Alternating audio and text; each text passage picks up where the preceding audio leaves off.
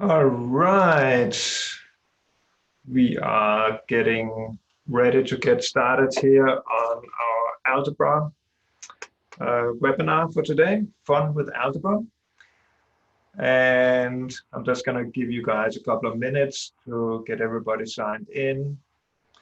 And while we're signing in, I want to just remind everybody to use the Q&A section to answer questions and to comment. And Sarah's in here. She's saying hello. Hello, Sarah. And I'm gonna mess this up. Anu Papa? Pama? Anu, yeah. Hi. Shane. Hi, Shane. Okay. Mr. Anonymous, greetings. Indeed. All right. All right. So yesterday we did Fun with Algebra, and several of you requested that we take it a little bit further today. So I'm gonna get into a little bit more advanced material than we were covering yesterday. Not too advanced, at least not until the end. What we're going to cover today is basically going to be the level of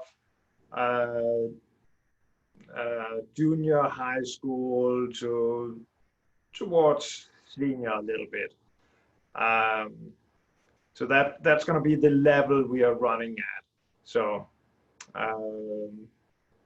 just a fair warning. And then I'm going to focus it a little bit around application, because it's really for application. And so let's get started here. All right, so fun, basic advanced algebra. So it's basic, but does get a little bit advanced. All right, that one we saw yesterday. So uses for algebra. So algebra, I know a lot of people that will say that I have never used algebra in my entire life. And some people might be able to get away with that, but not very many, and not if you want to be in control of your life. So, for example, it is tax season right now. I have been doing my taxes at home. I have been using algebra quite heavily on that. It's practically nothing but algebra.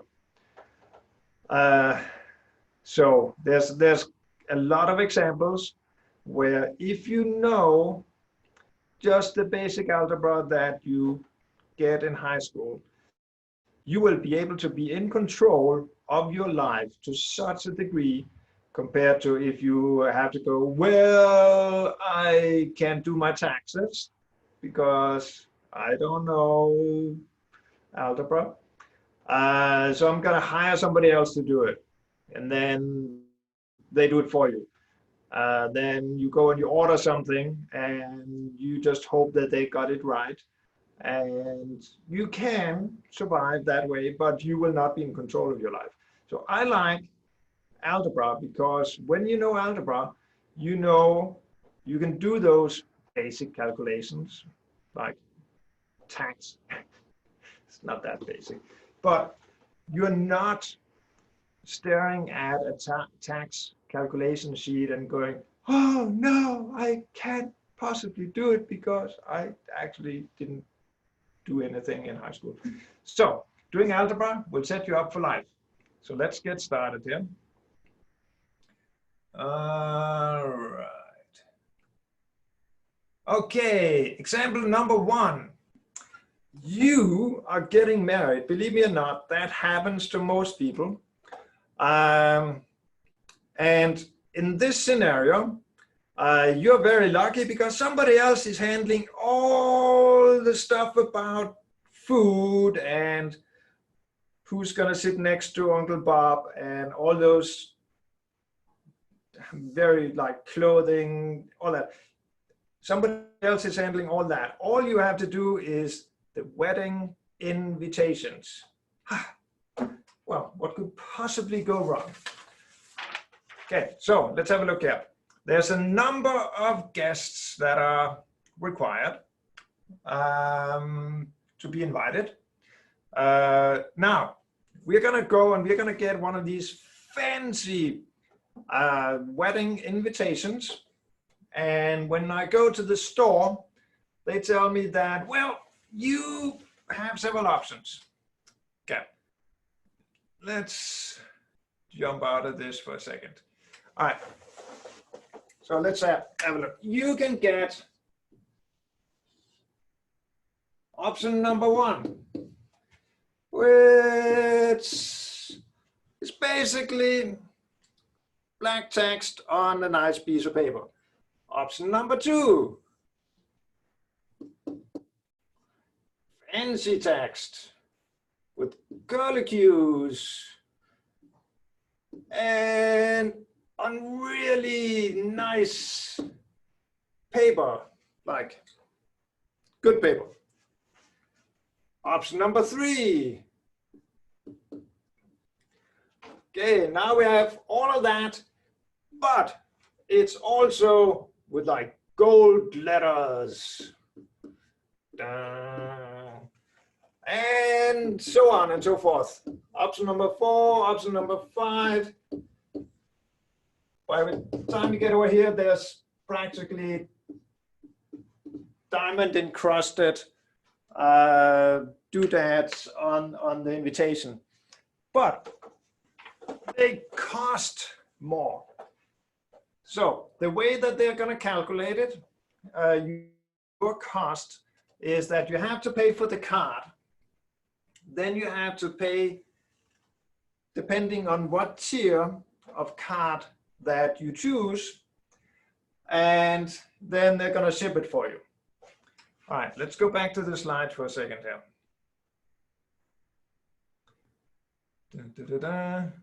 All right, so we have several tiers of card, from basic through normal to diamond encrusted cards, that is. And then we have the cost of the card. There's a one-off delivery fee. And important, you have a very specific budget and you want to get the best possible tier that you can within that budget. So what are you going to do? All right. So let's jump back out here. Okay. So actually, I want to ask you, first of all, what kind of equation can I put up in order to figure out what tier I can get based on my budget? I want to see if anybody can give me a suggestion here. I'm going to give you guys a couple of minutes here to just look at this and see if you can come up with an equation for how to calculate the best tier you can get.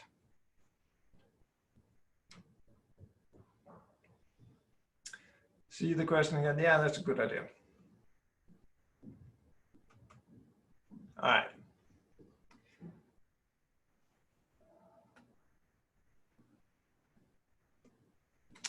So let's see.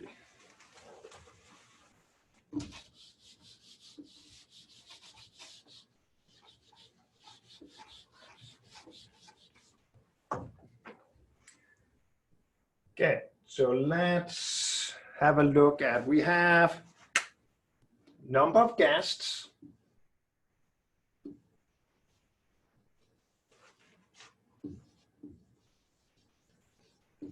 that is one variable.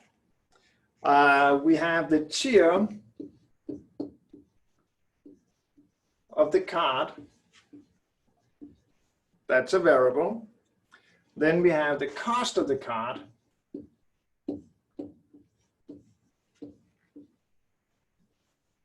And then we have a one-off delivery fee.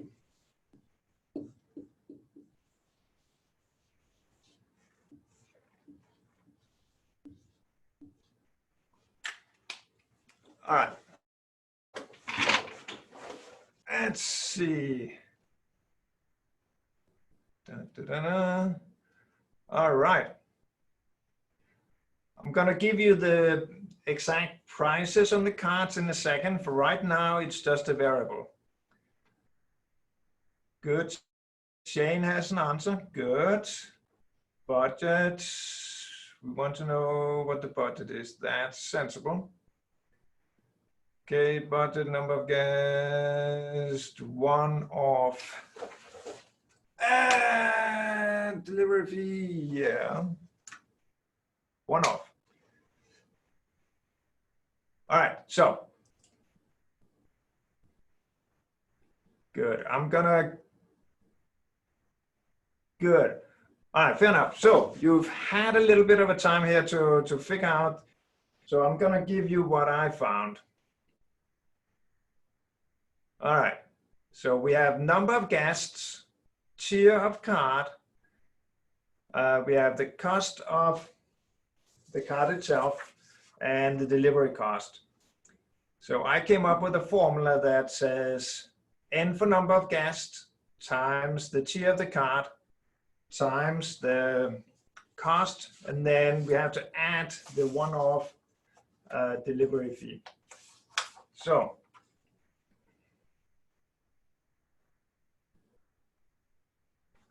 okay, so I'm gonna take us back out here. I'll write the equation for you here. So the budget is equal to, let's see, number of cards times the tier times the cost of the card plus the delivery fee. All right, so let's get some specifics. So if I have a budget that is $625, that's how much I'm allowed to spend. And the basic cost is $1.76. Now that means that my card number one option costs $1.76. If I want card number two option, then it's T becomes 2 and everything doubles in this section. If I want card number 3, then this variable becomes a 3 and it gets more expensive. The one-off delivery fee is going to be $75. So cost of card 176. 150 guests. Tier of card. Well, that's the question. How fancy a card can I get when I have a budget of 625? All right, I'm going to give you guys a second or two to figure this out.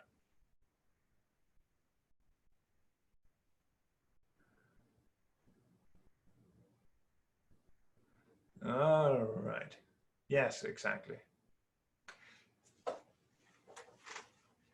So the cost is just the basic cost. If I get the number one option of my cards, then that's all I pay. But I'd like to get it as fancy as possible. So given this equation, what tier can I get? All right.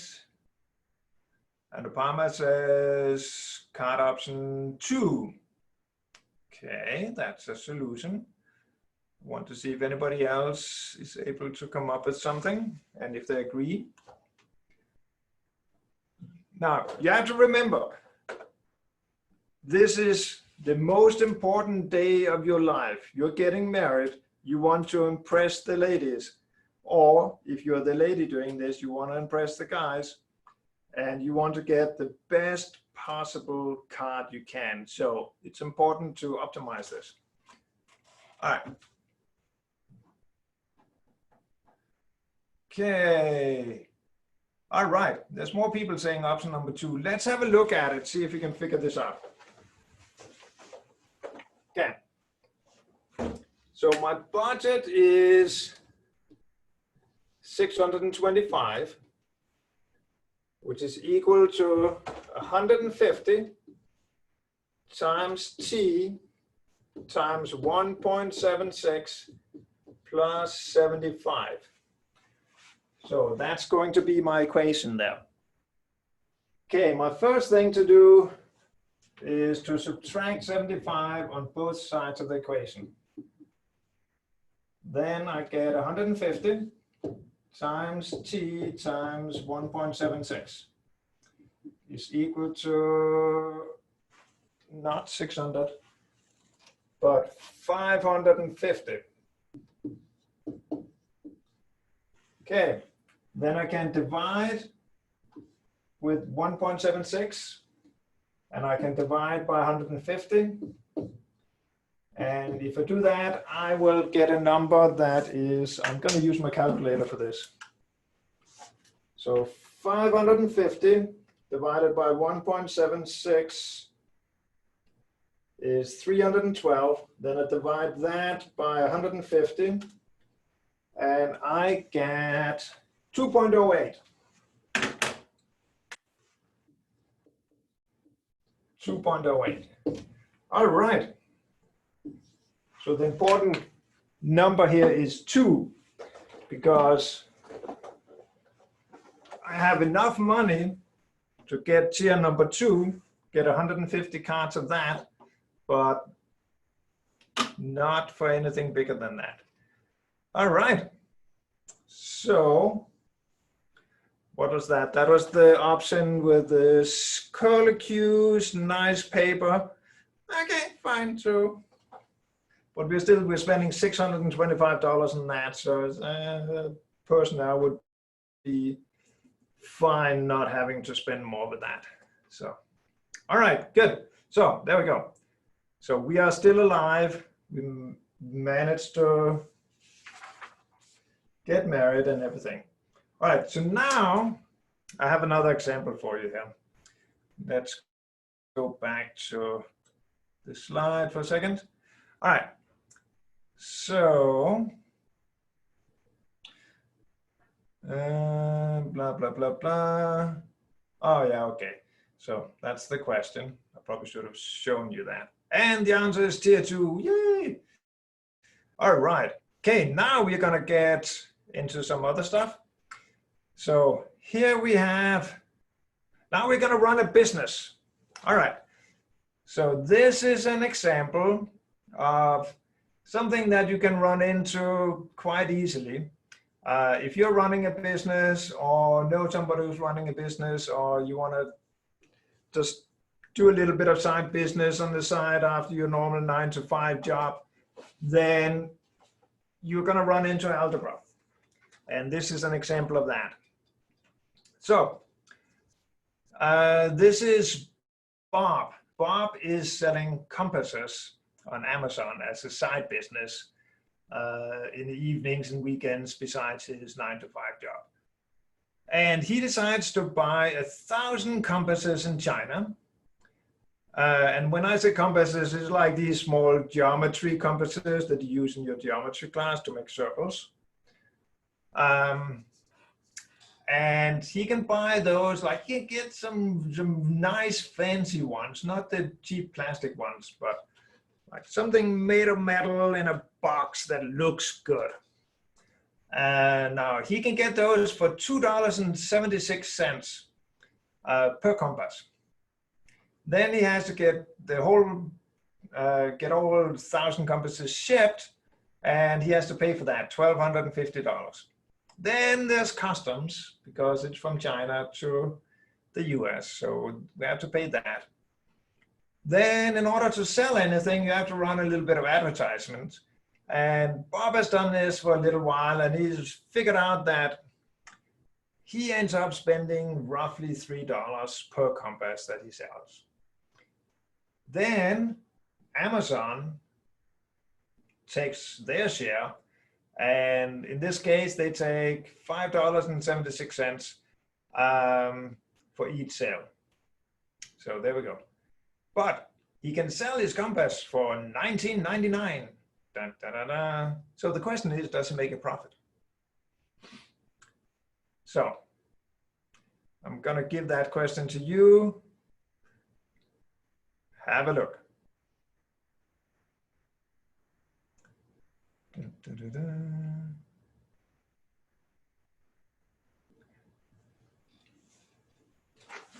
All right. While you calculate that, I will clean the board.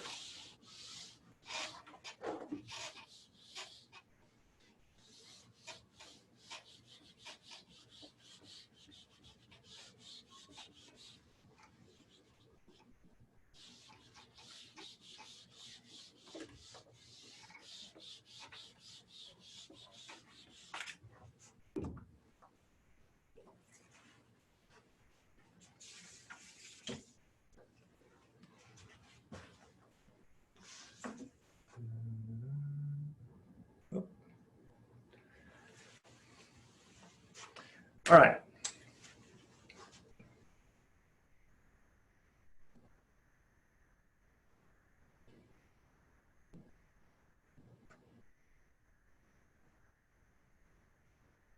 Okay, so let's have a look at that for a second there.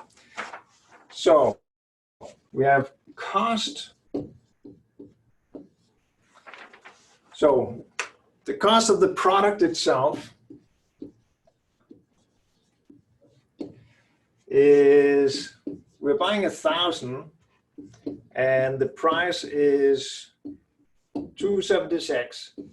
So the total cost of that is $2,760. Then we have shipping,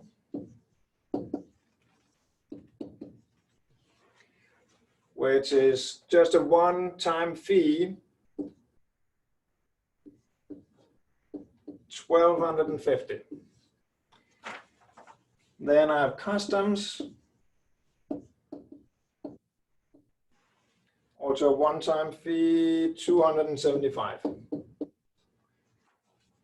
And advertisement, that's 1,000 times $3, which surprisingly ends up as $3,000. Then Amazon wants their cart. You get to sell it on their platform. You don't have to own your own little store and pay rent for that. So I guess they want their cut.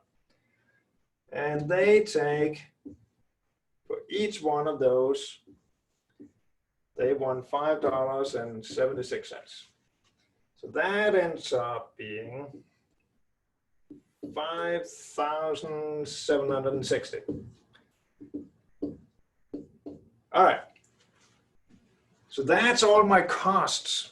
So I can add all that up, blah, blah, blah, blah, 5, 4, 0, 3, 1. $13,000. So that's my expense. All right, now what do I get out of it? Income. Okay, I get 1,000 times 1999, which of course is 19,990. So is this worth doing?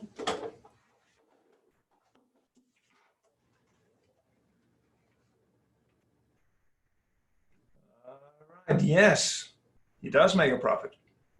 All right, good. Now,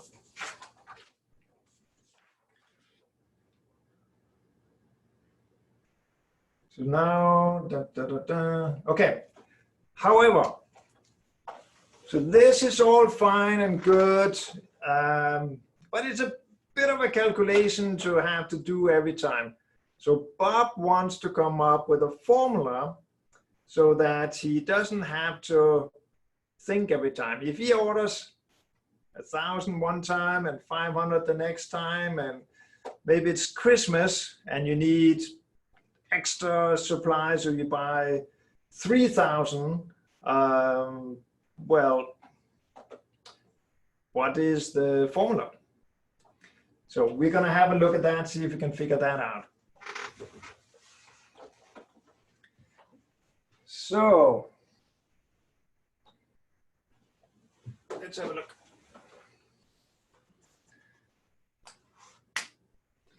So the profit, I'm going to have to erase some of this.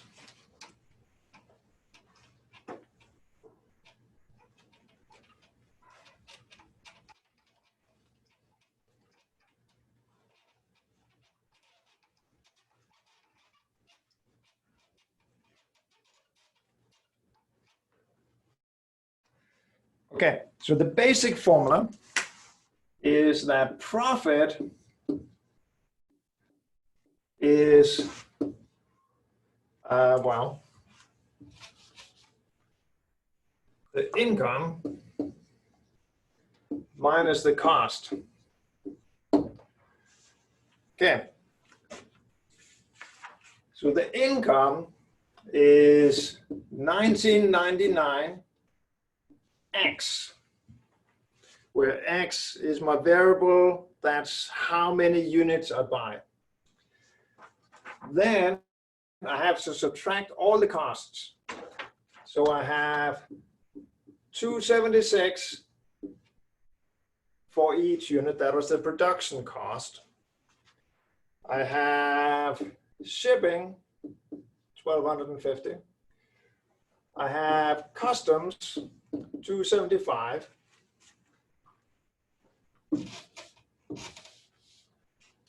I have advertisement, 3.00, or just 3. And then I have Amazon fee. All right. So my formula for my profit here is all that. Now, can I simplify that? Yes. Let's have a look and see if we can simplify that. 1999 X minus, okay. Here I have a number and a number. I could combine those two, then I get 1525. Then I have some x's here. That's an x, that's an x, and that's an x. I can add those together. If I do that, I see that I have 11.52 x's. All right, so that's simplified. Now I could simplify even more. I could distribute this minus and combine these two x's. Let's distribute the minus first. Minus 11.52x, and then that becomes minus 1,525 as well. Okay, now I can subtract this one and this one, and I end up with 8.47x minus 1,525. That's my formula. All right, good. So now, if I were to, for example, order, let's say I order 2,500.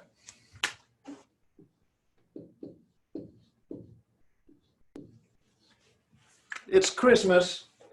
Christmas is coming, and I'm going to order 2,500 units from China, get them shipped here, and I sell them all during a crazy Christmas blitz where everybody wants to buy math tools, because what would be better as a present than to get a nice little math compass under the Christmas tree?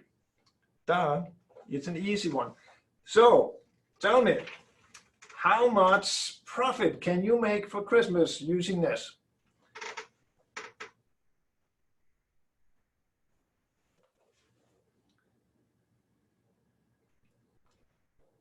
So let's see if we can get some answers out of that one. So my variable is 2,500. I have to plug it into my formula. And okay, Cassidy has an answer. Good. See if anybody else wants to give it a shot here. All right, Shane has an answer. Perfect. You can use calculators all you want to. Calculators, that's your friend. Like the moment you get up into high school math, we assume that you know how to do the basic math, and we allow you to use calculators. And I think that's a very good thing. All right, let me have a look here. 8.47 times 2,500 minus 1,525. I get 19,650. All right. Merry Christmas. Good. And yay. Many people are getting some results to this, so life is good. All right. Now, incidentally, the numbers in this example are fairly realistic numbers. You have to be fairly good if you want to sell that many, maybe, but it's possible. All right. Let's go back to the slides here and see what else I have for you. Okay. Dun, da, da, da. And there was the calculation. And Bob's your uncle, 19,650. I agree with myself there, and most of you. All right, good. Next question. All right, so this, how many in this chat room or webinar have ever played a video game? Anybody? I know I have. And when in quite a few of these games, you have to shoot something. Sometimes you are shooting a castle, sometimes you're shooting at other players. But you're shooting. And shooting is one of those formulas that you see all the time in high school. Like whenever you have to do high school math, you always get a question about somebody shooting a cannon. And it's great for if you're learning about the quadratic equation and stuff like that. So here I have, get back here. Okay, here we have a formula for shooting a cannon. And frankly, how hard can it be? Everybody's doing it, right?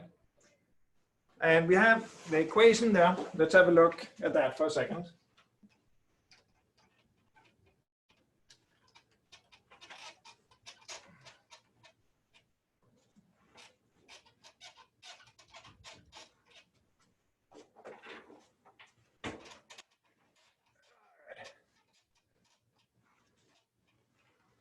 And the way this comes into being applicable for you, you may not actually have to go out and shoot somebody, I hope not.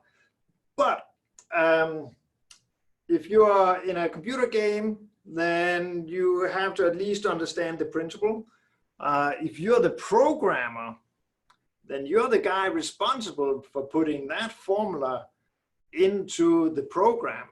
So I found out the hard way that if you're a computer programmer, then you get to use an awful lot of algebra. That's so full of algebra right there. So if any of you have ideas about being game designers and stuff like that, get your algebra down cold. All right, so let's have a look at this guy for a second. X is equal to x0 plus b0t plus 1/2 a t squared. Okay, so x0 is your start position. That's where you're starting.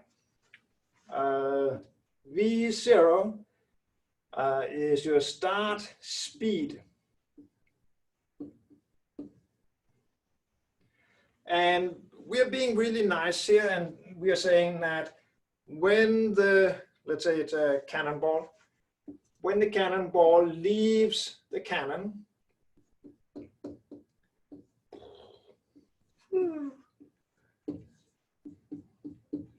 all right, it has a speed, and it's going to continue to have that speed. So whatever speed it starts with, it'll have forever until it lands. T is time, and A is acceleration.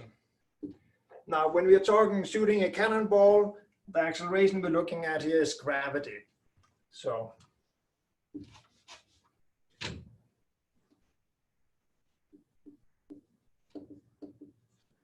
all right. So, I don't know if you guys could actually see any of that because you're still stuck in this. All right, so let's have a look at it. So this guy is the start position. This is the start speed, time, and A is the gravity. All right, so far so good.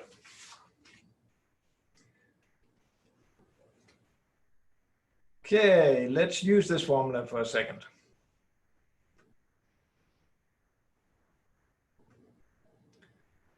All right, how far can you shoot if you're standing at the start position, 0, so we're gonna make that 0, and we have a speed of 250 meters per second. Gravity is 9.82 meters per second. How far could you shoot, would a cannonball travel in 10 seconds? So in other words, T is 10. All right, let's see what answers we can get to that question.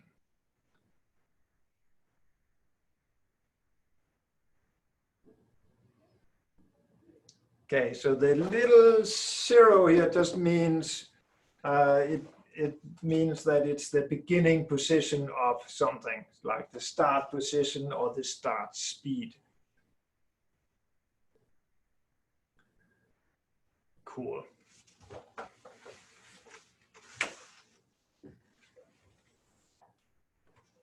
So I'm starting here at 0 meters.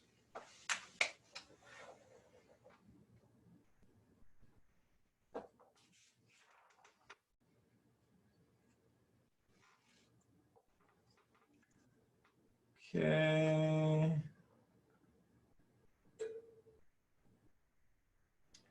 Multiply. Yeah. Okay. Let's get this on the whiteboard. Okay. So we want to find x. Start position. We're gonna just make life simple for ourselves and say we start at 0.0 in the coordinate system. So x is 0. Speed is 250 meters per second. Time is 10 seconds. And then half gravity is 9.82 meters per second squared. And time is 10 again, meters per, no, seconds. Time is not in meters. seconds squared. All right.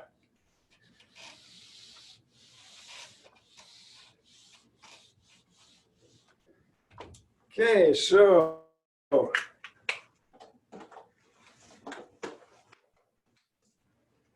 got any answers?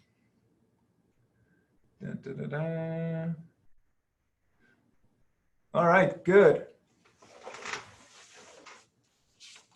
Okay, so let's have a look at this. So 0 is 0. 250 times 10 is 2,500. Now, curious thing here, whenever you're dealing with units, then the algebra actually works for the units. Because here I have meters per second times seconds. So of course that cancels out, and the unit that's left is meters. Then I have 10 squared, that's 100. So a half times 9.82 times 100, which we can do on the calculator. And we get 491. And then I add those together and I get 2,991 meters. Oh, and just let's double check if it works up here. I had meters per second squared times seconds squared. Oh, that works. I get a unit of meters for that. And when I add meters to meters, I get meters. So close to 3,000 meters, which is probably 9,000 feet, roughly. All right. Let's see, Cassidy, yes, exactly. Fallon is asking, no. So up here we have a plus here. So that 0 just disappears. We're adding 0 to whatever we had, so we don't have to worry about that. The 250 is multiplied by 10, so that gives me my 2,500. Then we have a plus here, then we multiply this stuff together, get that, and that's how we end up with that answer. All right. Okay. All right, did that help? Okay. So now, 2,991 meters, but in which direction? We are shooting the cannon in one direction, but is it at this angle, that angle, straight up, straight down? That makes a difference. So the programmer here that has to figure this out, he actually has to go, well, wait a second, I can't just use that. I have to get it a little bit more detailed than that. So let's have a look at what actually has to happen here for the poor innocent programmer to figure this out. Let's see. Blah, blah, blah. 2,991. Yes. All right. So we want the angle. Now, I'm not going to go into details with this because we're running a little bit out of time. But if you know trigonometry, you can use that to figure out the angle. Once you have the angle, you can pop that into the formula, and then the formula gets a little bit more complicated, but it's basically the same thing. Instead of the V, we have an expression there with a sine thingy, and okay, fine. So got a little bit more complicated. We're still okay. We're still okay. If you haven't done trig yet, then just don't worry about it. All right, now, but there's more, because we haven't even started looking at, well, what's the weight of this cannonball? What about if it slows down during flight? What if there's, wind? It can get pretty complicated. I've added the calculation on the side there. Don't worry about the details of that. But this is just an example of if you have to do calculations like this, basic algebra is really useful. All right. So you wanted a little bit more in depth today, and this is what we did. So hope you enjoyed it, and see you next time.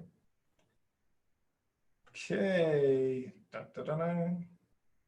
All right. Thank you for joining us, and have a good rest of the day.